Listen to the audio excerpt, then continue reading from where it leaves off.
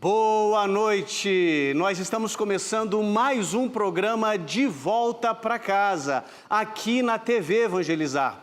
Um programa focado em fortalecer ainda mais a sua fé.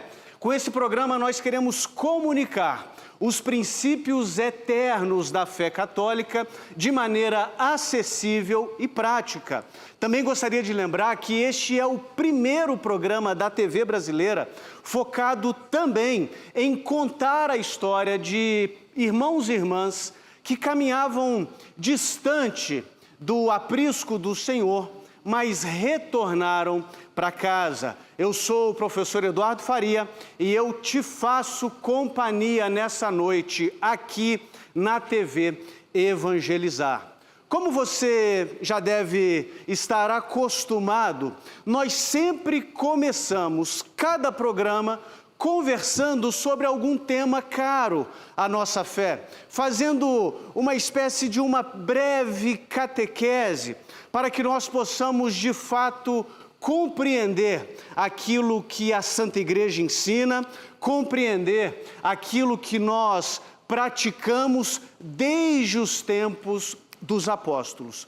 E começando hoje, e nós vamos dar continuidade nos próximos programas, nós vamos conversar sobre Nossa Senhora, sobre Maria, Mãe de Deus. E eu sei que esse é um tema que não desfruta de plena aceitação dentro da cristandade. Por que eu digo isso? Porque quando nós conversamos sobre, por exemplo, a divindade do nosso Senhor Jesus Cristo, quando nós conversamos sobre a Santíssima Trindade, via de regra, estes são temas pacificados, eu diria, em todos os ramos da cristandade. Mas quando nós falamos sobre Maria, quando nós falamos sobre Nossa Senhora, quando nós falamos sobre rezar uma Ave Maria, esse é um tema que, sim, desperta controvérsias, desperta incômodos em algumas pessoas, em alguns ramos da cristandade, e até mesmo críticas. E posso dizer uma coisa para vocês? Eu realmente entendo a crítica. Eu realmente entendo o problema. Houve um tempo na minha própria jornada de vida em que era difícil para mim fazer uma oração para Nossa Senhora ou reconhecer algumas verdades acerca dela. E eu me perguntava, será que ao honrar Nossa Senhora, eu de alguma forma não estou tirando a honra de Deus? E é sobre isso que eu gostaria de conversar com você. Nos próximos programas, nós vamos conversar mais especificamente sobre os dogmas marianos. Mas hoje eu quero falar sobre o significado de Maria, Mãe de Jesus, na nossa fé enquanto cristãos. E eu gostaria de começar dizendo que, na mentalidade bíblica, é muito comum honrarmos os patriarcas e as matriarcas. Por exemplo, quando você olha para Êxodo, capítulo 18, Moisés recebe o seu sogro, Jetro, e Moisés se curva diante de seu sogro. Ele ali estava tirando a honra de Deus? De forma nenhuma, mas ele estava honrando o seu sogro. Ou, por exemplo, em Ruth, no livro de Ruth, capítulo 4, quando as mulheres de Belém dizem para Ruth que você seja como Raquel e Lia. Ao honrarem Raquel e Lia, certamente elas não tiravam a honra de Deus. Então, biblicamente é muito comum honrarmos patriarcas, honrarmos matriarcas, mas além disso, a gente precisa se lembrar que o Senhor Jesus honrou a sua mãe. Eduardo, como que você sabe que Jesus honrou sua mãe? Ora, para que Jesus fosse o nosso perfeito Salvador, necessariamente ele tinha que cumprir os mandamentos. E um dos mandamentos da lei de Deus, você deve se lembrar, honra teu pai e tua mãe. Eu já vi algumas pessoas dizendo que em alguns episódios da vida de Jesus, ele desonrou Maria. Isso é um absurdo, porque ele não poderia de maneira alguma quebrar um dos mandamentos. E se ele desonrasse sua mãe, ele estaria quebrando um dos mandamentos. Eu costumo dizer, sabe, quando alguém diz assim, eu tenho medo de honrar Maria demais. Eu respondo, pode ficar tranquilo que você nunca vai conseguir honrar Maria mais do que Jesus honrou. E quando você honra Maria, você está simplesmente imitando o exemplo de Jesus, que certamente honrou a sua mãe. Então, nesse primeiro programa, no qual nós vamos falar especificamente sobre Nossa Senhora, eu gostaria de falar de Nossa Senhora em 3 perspectivas. Nossa Senhora enquanto a Rainha Mãe, Nossa Senhora como a Arca da Aliança e Nossa Senhora como a nova Eva. Então vamos lá. Primeiro, Nossa Senhora como Rainha Mãe. Você deve se lembrar que na monarquia de Israel, a rainha não era a esposa do rei. Até porque o rei tinha mais de uma esposa.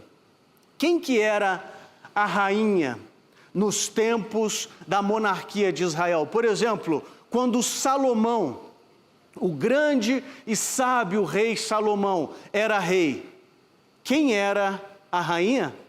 Batseba. Quem era Batseba? A mãe de Salomão. De modo que, na monarquia de Israel, a rainha era mãe do rei. Quem é a rainha coroada no céu? A mãe do rei Jesus, Nossa Senhora. Maria é a rainha mãe da igreja. Além disso, eu também quero falar com vocês sobre a Arca da Aliança. Eu não sei se você está familiarizado com este conceito, mas a Arca da Aliança foi construída por Moisés, era um baú, por assim dizer, de madeira, revestido de ouro, com esculturas de anjos nas bordas, nas laterais. E a Arca da Aliança era um símbolo da presença de Deus. A Arca da Aliança, onde ia, carregava a presença gloriosa de Javé. E dentro da Arca da Aliança existiam 3 coisas. O maná, que é aquele pãozinho, aquele floquinho que caía do céu, e com esse floquinho os israelitas no deserto faziam pão, faziam bolo. O pão, o maná. A vara de Arão que floresceu, simbolizando o sacerdócio, e também as tábuas da lei, a lei de Deus. Essas 3 coisas estavam dentro da Arca da Aliança. E a Arca da Aliança sumiu quando Jerusalém foi invadida por Nabucodonosor. E ela ficou perdida durante séculos. E no livro do Apocalipse, no último versículo do capítulo 11, nós vemos o apóstolo São João dizendo: vi a Arca da Aliança. E no primeiro versículo do capítulo 12, eis um grande sinal no céu, uma mulher que dá à luz a um filho que regerá as nações. O que eu quero dizer com isso? Maria é a nova e definitiva Arca da Aliança. Maria trouxe dentro de si o maná que desceu do céu, o pão vivo que desceu do céu, nosso Senhor Jesus Cristo. Maria trouxe dentro de si o sacerdote eterno, segundo o sacerdócio de Melquisedeque. E Maria trouxe dentro de si a lei, a palavra, mas não a palavra gravada em pedras, a palavra encarnada Jesus Cristo. Maria, como arca da aliança, é um símbolo da presença de Deus. E assim como a arca da aliança deveria ser honrada, tratada com reverência no Antigo Testamento, quanto mais a verdadeira e definitiva arca que traz dentro de si o pão, o sacerdote e a palavra encarnada. Para encerrar, Maria é também a nova Eva. E eu gostaria de citar um autor cristão que viveu no século II, Santo Irineu de Lyon. E Santo Irineu de Lyon é muito importante porque ele foi discípulo de São Policarpo, que foi discípulo de São João Evangelista. Então, olha o que esse homem que viveu poucos anos depois da morte do último apóstolo escreveu sobre Maria. Da mesma forma que Eva foi seduzida para desobedecer a Deus, Maria foi persuadida a obedecer a Deus, por ela ser a Virgem Maria a advogada de Eva. Assim, o gênero humano submetido à morte por uma virgem foi liberto da morte por uma virgem, tornando-se contrabalanceada a desobediência de uma virgem pela obediência de outra virgem. Desta forma, que a desobediência de Eva foi resgatada pela obediência de Maria. Com efeito, o nó que a Virgem Eva atou com a sua incredulidade, Maria desatou com a sua fé. Desde os primórdios da fé cristã, queridos, Nossa Senhora é enxergada como a nova Eva.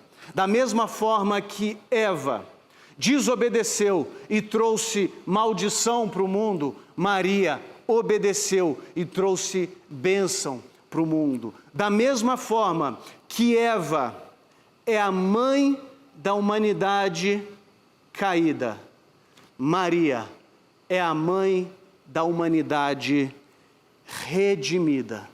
E se nós cremos que a igreja, corpo, é corpo do Cristo, cabeça, e se nós cremos que Maria de fato é a mãe do cabeça, Jesus, certamente ela é a mãe do corpo, igreja. Assim como Eva é a mãe da humanidade caída, Maria é a mãe da humanidade redimida. Não saia daí. No próximo bloco nós vamos conversar com um amigo querido, o Padre Jefferson, que tem feito um trabalho muito bonito no nosso país de acolher pessoas que estão chegando na Santa Igreja Católica. Eu aguardo você no próximo bloco do programa De Volta para Casa.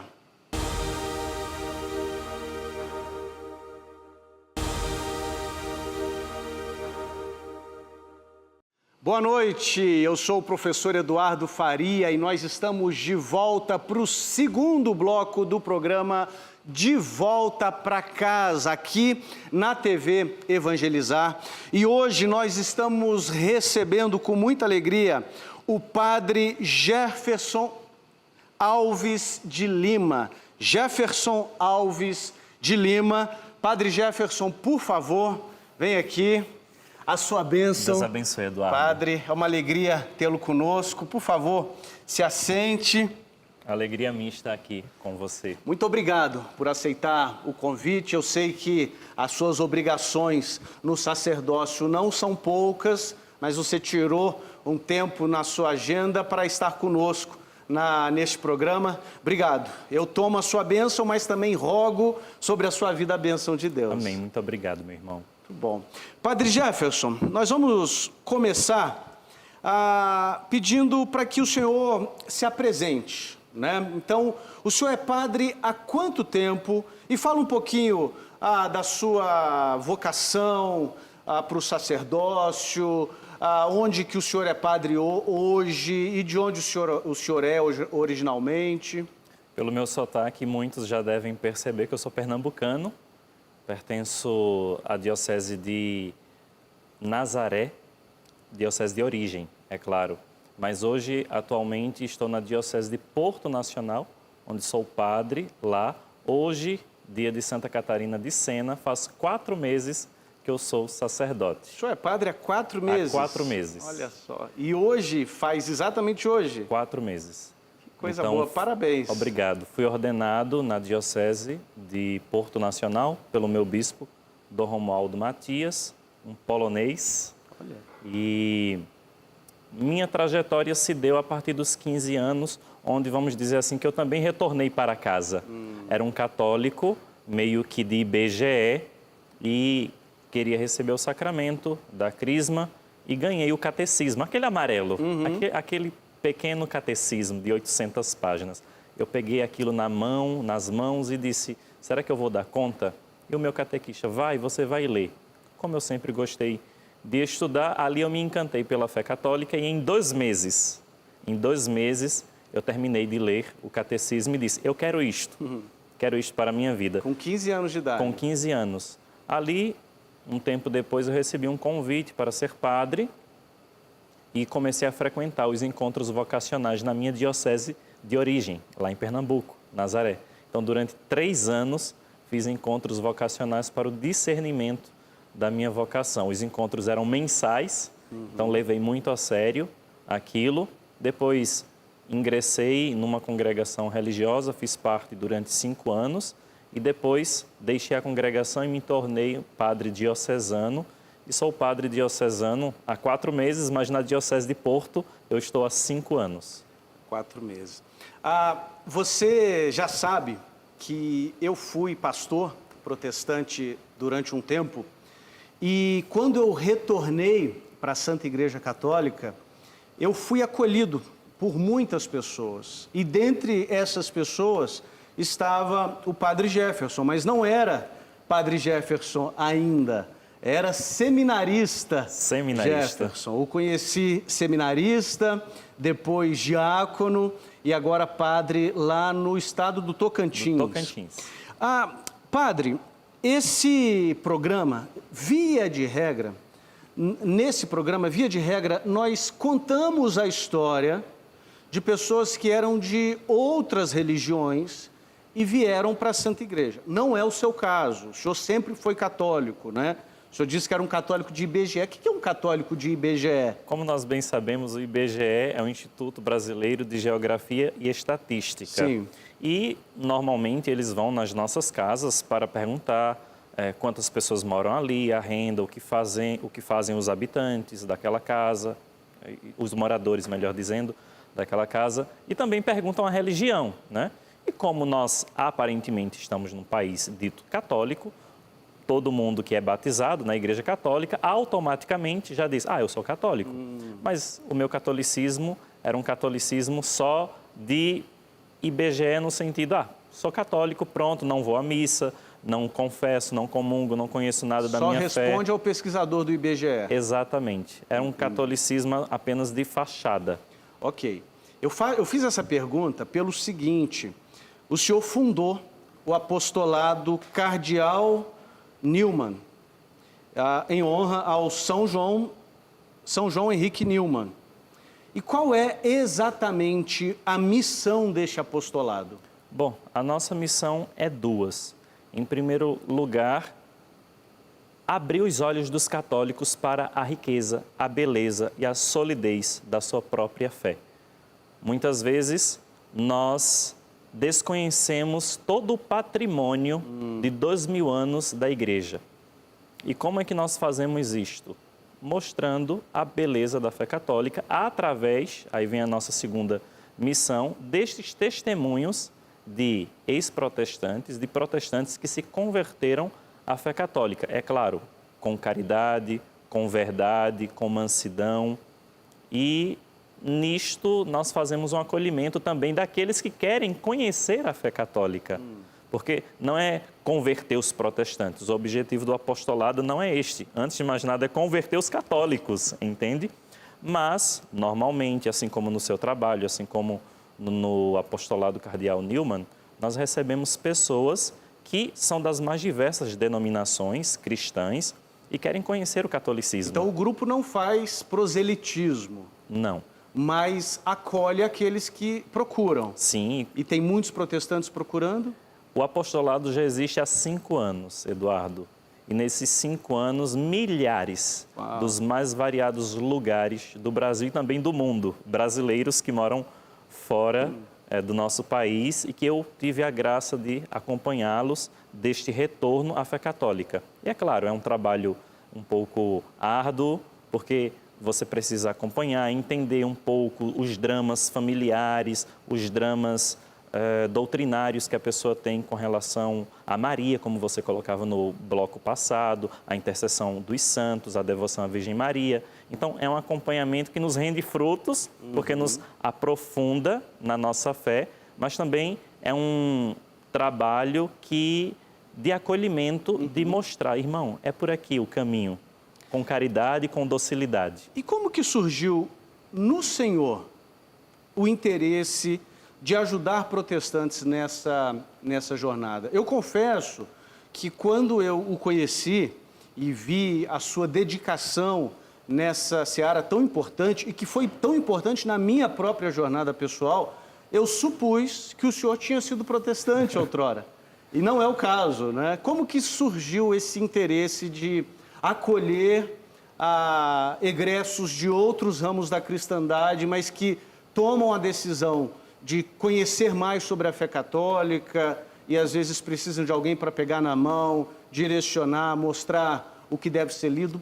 Por que desse interesse, Padre Jefferson? Tudo começou num grupo de WhatsApp. Eu estava num grupo de latim e ali teve um rapaz que disse assim, olha, tem um grupo aqui em particular de pessoas que estão com dúvidas com relação à fé católica, elas são protestantes. E naquela época eu era seminarista, no ano de 2017, e eu me propus a entrar no grupo e comecei a acompanhar muitos ali. E depois, alguns acabaram se tornando católicos. Jefferson, eu quero me tornar católico. Então, fiz todo um acompanhamento de acompanhá-los e mostrar o que eles deveriam fazer com relação aos sacramentos, com relação à vida de oração, a participação na paróquia. E ali o apostolado ele foi crescendo e ganhando forma, né? E muitos diziam assim, vamos solidificar isto, vamos para as redes sociais, vamos fazer um trabalho maior. E do grupo de WhatsApp, depois nós fomos para o Instagram, depois para o YouTube e depois também fizemos o nosso site. E assim nasceu o apostolado. Nasceu de maneira bem orgânica, né? Sim. Tem alguém aqui com dúvida, você pode nos ajudar? O senhor disse, Padre Jefferson, que desde o início do grupo, milhares de pessoas têm procurado o apostolado, né? A que o senhor atribui esse expressivo número de conversões? A graça de Deus. Nós não podemos nos esquecer que é Deus que nos ampara e que é Deus que conduz a sua igreja e conduz cada coração à sua igreja. Eu me apoio muito na Unitatis Redintegratio e a Unitatis Redintegratio nos diz que Deus tem os mais variados modos de conduzir todos aqueles à sua igreja, que só Ele sabe. Deixa eu te pedir um favor, Padre. Olha para aquela câmera ali e explica para quem está nos assistindo o que é a Unitatis Redintegratio. O decreto Unitatis Redintegratio é um documento do Concílio Vaticano II que preza, que estimula as práticas ecumênicas. É um decreto em especial para o trabalho ecumênico, para dirigir como nós fazermos um trabalho com os irmãos que não fazem parte da igreja, não só espiritual, mas também às vezes um ecumenismo social, como nós podemos fazer em defesa da família, dos valores cristãos. Então, ali no decreto Unitatis Redintegratio está o modo como a igreja lida com os nossos irmãos separados, como a igreja os enxerga e os princípios e práticas do verdadeiro ecumenismo. Perfeito. Então, eu te interrompi quando o senhor dizia que pauta o seu trabalho pela Unidade Rede Integral. Eu falei, vamos explicar, porque nem todo mundo sabe, né? Então, o senhor dizia que a graça de Deus tem movido essas pessoas. E como que a Santa Igreja nos ensina, segundo esse próprio documento que o senhor citou, que deve ser a nossa relação ecumênica? Bom, a primeira coisa é considerar aqueles que não estão em comunhão plena com a igreja, não como inimigos, mas como irmãos no Senhor. Se eles foram batizados validamente, são os nossos irmãos, apesar de não estarem em comunhão plena com a igreja. Então tem que ser uma relação amistosa, sem, como eu posso dizer, interesse de converter à força, porque quem converte é o Espírito Santo, mas nós precisamos ser canais e instrumentos, mas, ao mesmo tempo, deixar que Deus conduza cada um como ele bem entender, rezando também, fazendo um apostolado da amizade, estando próximo dessas pessoas e indicando os caminhos, livros, autores, tirando as dúvidas, com caridade, com paciência, com perseverança e com amor. Muito bom. Uma outra pergunta. O senhor tem acompanhado centenas de pessoas, pelo menos, ao mesmo tempo, né? Milhares já passaram, mas pelo menos centenas de pessoas têm procurado. E nem sempre a pessoa já chega, nem sempre não, quase nunca a pessoa chega pronta, né? Eu já estou com tudo resolvido. Na sua prática pastoral, padre, quais são as maiores dificuldades que irmãos de outras vertentes da cristandade enfrentam ao se tornarem católicos ou ao considerarem a possibilidade de se tornarem católicos? São dificuldades doutrinárias ou familiares ou ambas?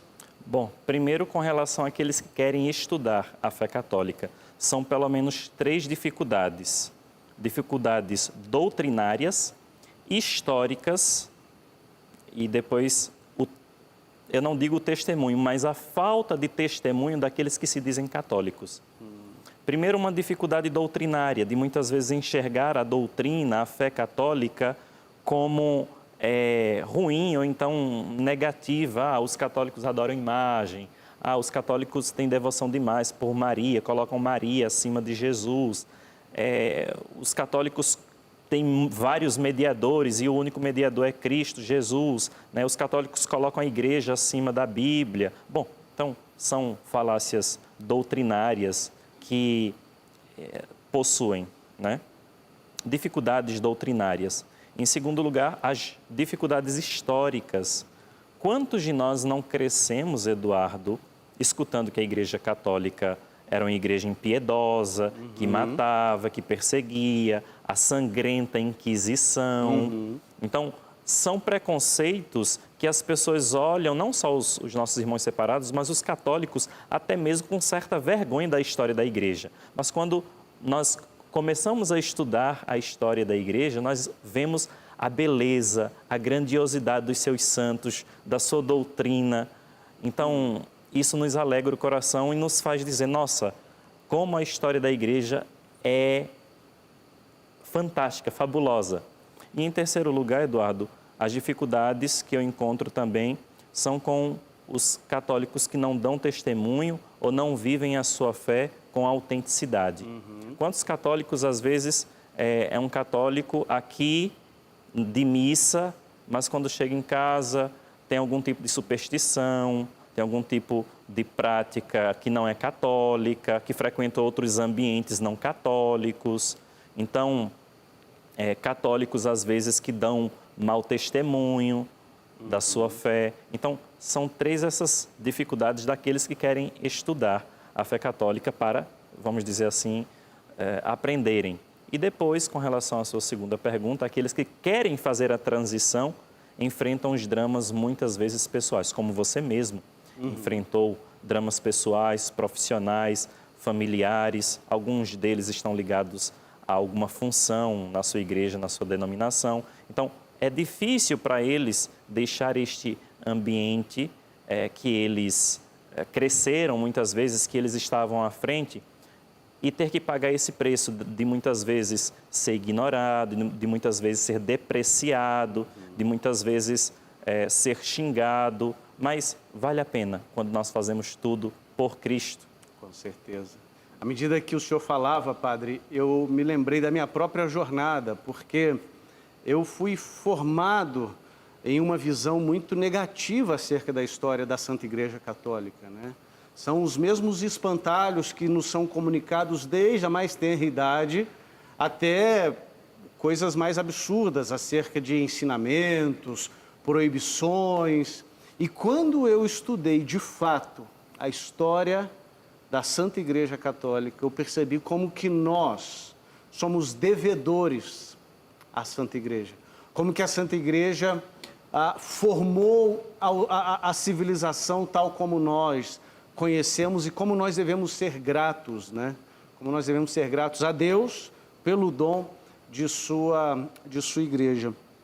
Padre Jefferson, o senhor já explicou o que é o ecumenismo, conforme a Santa Igreja preceitua.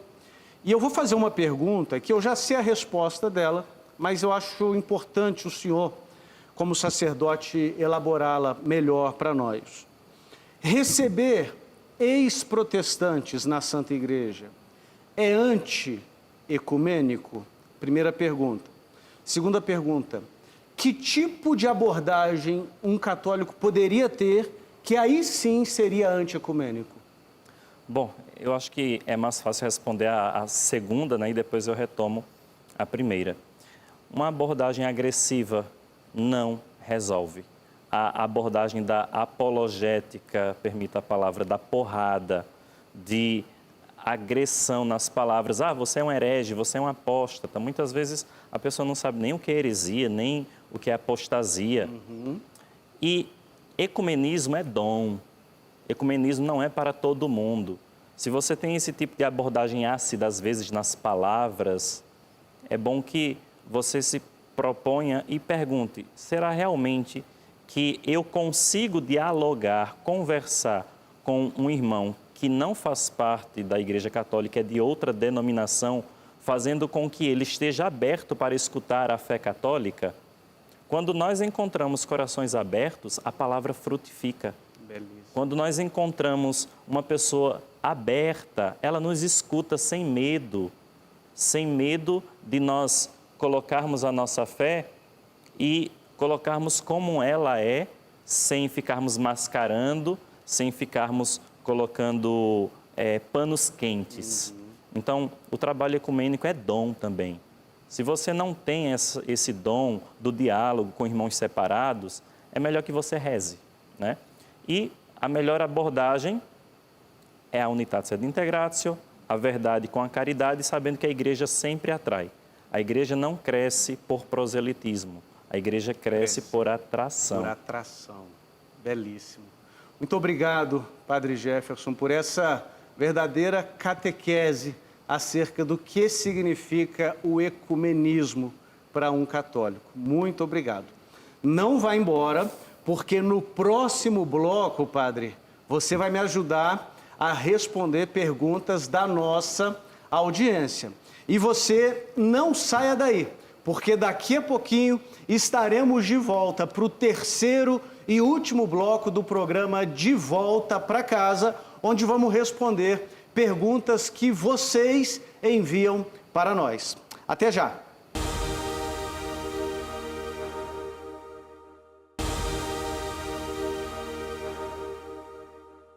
Estamos de volta para o terceiro bloco do programa De Volta para Casa, aqui na TV Evangelizar. Hoje está conosco o Padre Jefferson, sacerdote da Santa Igreja, que tem desenvolvido um trabalho muito bonito de acolhimento àquelas pessoas que querem conhecer mais a fé católica. E agora o Padre Jefferson vai me ajudar a responder perguntas que vocês enviaram para nós. Padre Jefferson, a primeira pergunta vem de Araçatuba, interior de São Paulo, Quem faz a pergunta é a Marilza Matos. E a pergunta é: os dogmas podem ser revogados? Não podem ser. Antes de mais nada, obrigado pela pergunta, né? E a resposta é: os dogmas, eles não podem ser revogados. O que nós podemos é compreender melhor a nossa fé à medida que o tempo vai passando. Então, por exemplo, num casamento, existe os dias que vão passando e você vai descobrindo melhor o outro. A fé também é a mesma coisa, Eduardo. Nós vamos aprofundando o nosso patrimônio de fé e vamos descobrindo verdades que ali sempre estiveram, mas que ao mesmo tempo elas vão crescendo no decorrer do tempo. Perfeito. É como a parábola do grão de mostarda. O grão que é plantado e ele floresce e cresce e pássaros vêm se aninhar, e se aninhar, né? A mesma coisa é com relação ao desenvolvimento do dogma, da doutrina. É como uma semente que, no decorrer do tempo, a igreja vai compreendendo a luz de Cristo, a luz do Espírito Santo, para melhor penetrar no mistério da nossa fé, que é Cristo. E nosso Senhor, Ele nos diz, né? Quando vier o Espírito da verdade, Ele vos levará à plenitude da verdade. Então, o Espírito vai conduzindo a igreja para melhor compreender os dogmas de fé. Então, a igreja não inventa, não cria e também não pode retroceder naquilo que ela já proclamou, porque é uma verdade que sempre estava ali, esteve ali, faz parte do nosso patrimônio de fé. É até assim, não faria o menor sentido um dogma ser cancelado, ser revogado, porque é uma verdade divinamente revelada, né? Algumas pessoas têm a impressão de que um dogma passa a ser dogma no momento que ele é decretado, proclamado solenemente. Mas não, o dogma já existia.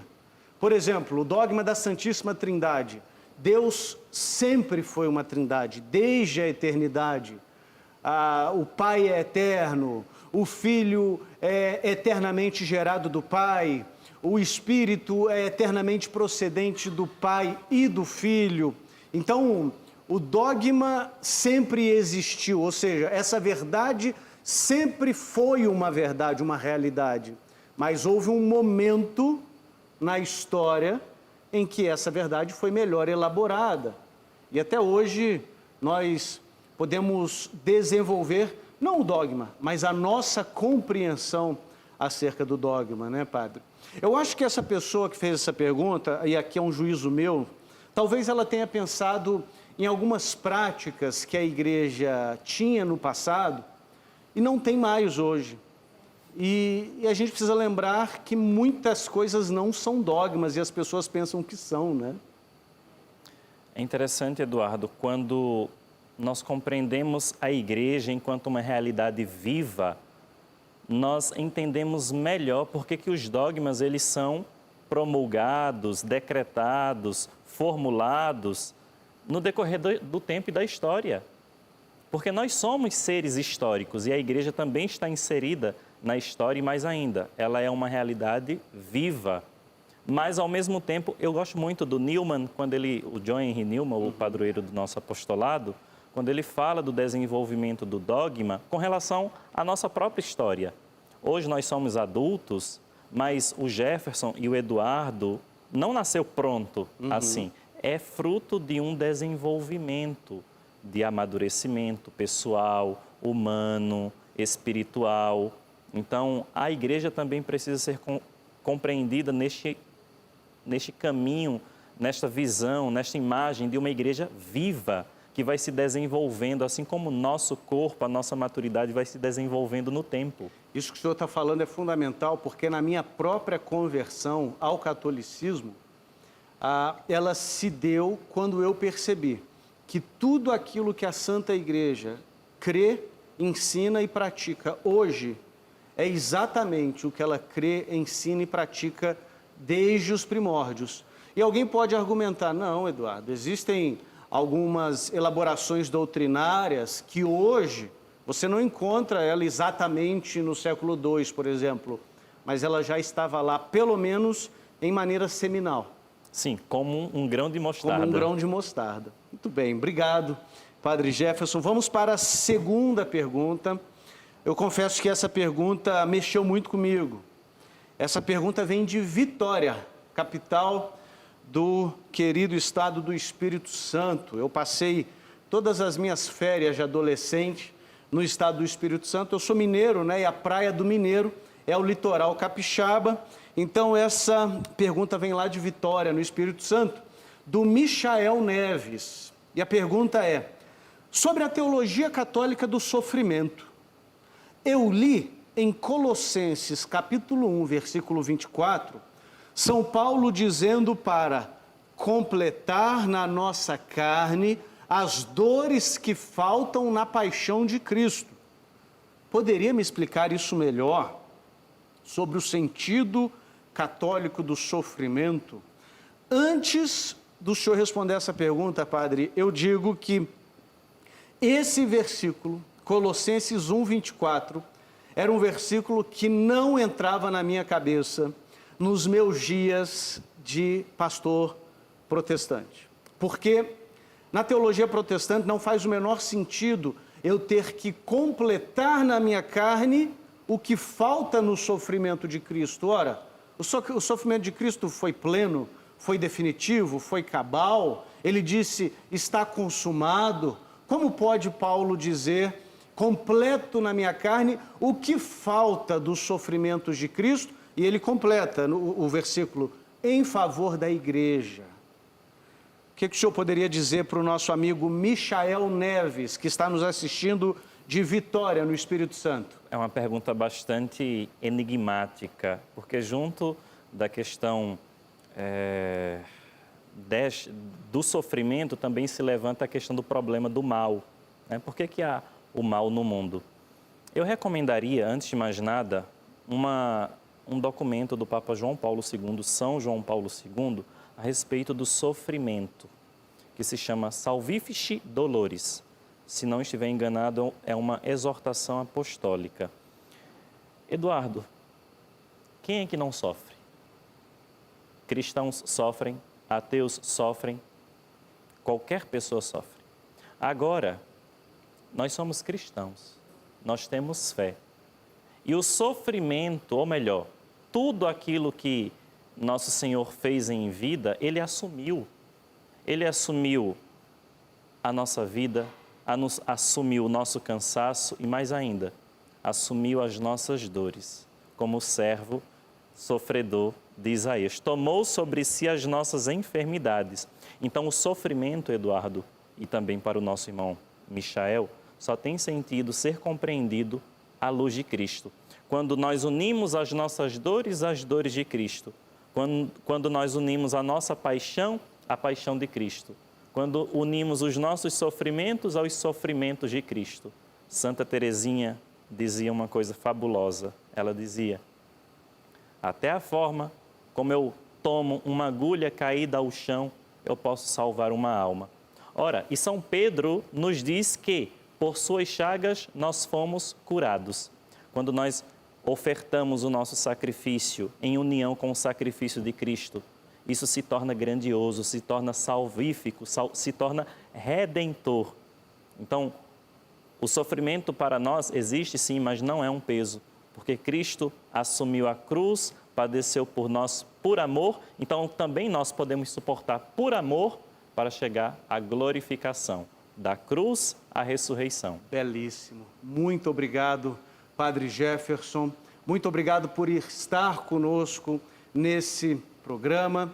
E eu agradeço também a sua companhia. Eu convido você a me seguir nas redes sociais. Você vai me encontrar no Instagram, @Professor Eduardo Faria. E convido você também a conhecer o meu site, eduardofaria.com.br. Você vai ter muitos recursos para crescer na fé. E eu peço, Padre Jefferson, que você se despeça dos nossos telespectadores e os convide também como que eles podem conhecer o trabalho que o senhor desenvolve junto ao apostolado Cardeal Newman. Meu agradecimento em primeiro lugar à TV Evangelizar e também a você, Eduardo, por este convite. Vim lá do Tocantins, 40 graus na sombra, como eu sempre falo, mas vocês podem encontrar o nosso trabalho através do nosso site, devoltaolar.org, devoltaolar.org. Nós temos um canal no YouTube também, Apostolado Cardeal Newman, e também eu tenho um Instagram pessoal que criei recentemente, pe.jalves. PE de padre, né? pe.jalves. Muito bom. Mais uma vez, muito obrigado. Que Deus abençoe vocês e até a próxima quarta-feira, às 8 horas da noite, aqui na TV Evangelizar, para o programa De Volta para Casa.